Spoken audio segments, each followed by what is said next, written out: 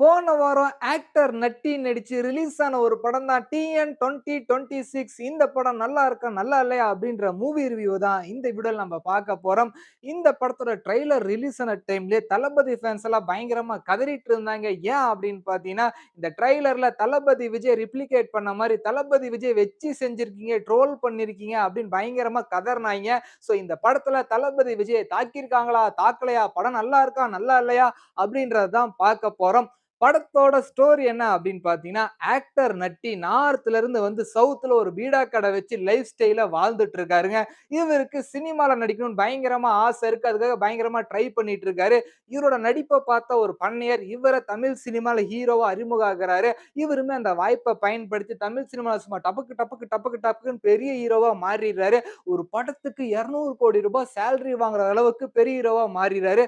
ஒரு கட்டத்துல ஒரு ஈகோ கிளாஷ்னால இவர் ஒரு கட்சி ஆரம்பிக்கிறாரு. தமிழ்நாட்டுல சிஎம்மா மாறணும்னு ஆசைப்படுறாரு. சோ இவரு சிஎம் ஆனாரா இல்லையா அப்படின்றது தான் இந்த படத்தோட கதை. நான் சொன்ன கதைய வச்சு இவங்க யார வச்சு செஞ்சிருக்காங்க அப்படின்னு எல்லாருக்குமே தெரியுங்க. தளபதி விஜய் ரிப்ளிகேட் பண்ற மாரி அவர் ஸ்டோரிய கொஞ்சம் ஆல்டர்னேட்டிவா மாத்தி தான் இந்த படத்த டைரக்ட் பண்ணியிருக்காய்ங்க. இந்த படத்துல தளபதிய மட்டும் வச்சு செய்யலங்க. அவர் பெர்சனல் லைஃப்ல நடந்த டிவோர்ஸா இருக்கட்டும், இது மட்டும் இல்லாம லியோ படத்துல நடந்த காஷ்மீர் விஷயமா இருக்கட்டும், இது எல்லாத்துலயுமே இந்த படத்துல வேற மாரி காமிச்சிருக்காய்ங்க.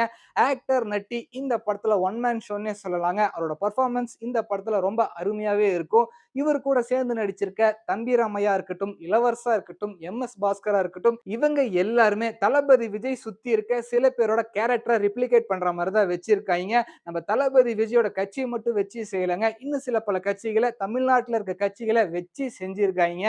ஃபர்ஸ்ட் ஹாஃப்ப பொறுத்தவரைக்கும் அங்கங்க சில இடத்துல காமெடியா இருக்கு. நம்ம நட்டி நார்த்ல இருந்து சவுத்துக்கு வந்தனால ஹிந்தி கத்துக்கிற விஷயம் எல்லாமே பயங்கர காமெடியா இருக்கும். ஃபர்ஸ்ட் ஹாஃப் மாரியே செகண்ட் ஹாஃப் இருக்குமா அப்படின்னு கேட்டீங்கன்னா, செகண்ட் ஹாஃப்ப பொறுத்தவரைக்கும் ஃபர்ஸ்ட் ஹாஃப்ல இருந்த இன்ட்ரஸ்டிங் கூட செகண்ட் ஹாஃப்ல இருக்காதுங்க.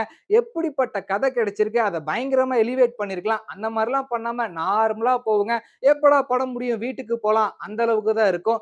இந்த படத்துக்கு டர்பக் சிவா மியூசிக் பண்ணியிருக்காருங்க. இவரு இதுக்கு முன்னாடி பண்ண எல்லா படத்திலயும் இவரோட சாங்ஸ் எல்லாமே ரொம்ப சூப்பரா இருக்கும்.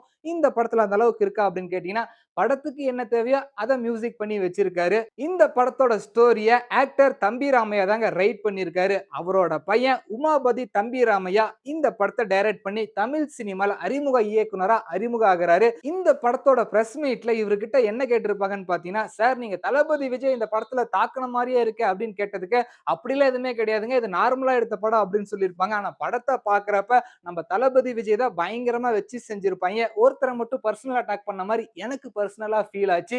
எலக்ஷன பேஸ் பண்ணி இந்த படத்தோட ஸ்டோரிய ரைட் பண்ணியிருக்காங்க. இன்னும் இன்ட்ரஸ்டிங்கான சில விஷயத்த படத்துக்குள்ள கொண்டு வந்திருக்கலாம். அதெல்லாம் பெருசா எதுவுமே பண்ணல. ஃபர்ஸ்ட் டைம் டைரக்ட் பண்றனால படத்த வந்து ஏனோ தானோன்னு தான் டைரக்ட் பண்ணி வச்ச மாரி எனக்கு பர்சனலா ஃபீல் ஆச்சு. இந்த படத்துக்கு என்னோட ரேட்டிங் எவ்வளோ அப்படின்னு பார்த்தீங்கன்னா, 5க்கு 2.5 தருவேங்க. நீங்க ஆல்ரெடி இந்த படத்த பார்த்திருந்தா எவ்வளோ ரேட்டிங் தருவீங்க அப்படின்றத இந்த வீடியோ கீழ கமெண்ட் பண்ணிருங்க. இன்னும் சில பேர் இந்த படத்த பார்க்காம இருந்தீங்க அப்படின்னா, தியேட்டருக்குலாம் போய் பார்க்கணும்னு அவசியம் கிடையாதுங்க. ஓடிடில வந்ததுக்கு அப்புறம் பொறுமையா பாருங்க. கண்டிப்பா இந்த படம் ஓடிடிக்கு மஸ்ட் வாட்ச்சா இருக்கும். பட்டா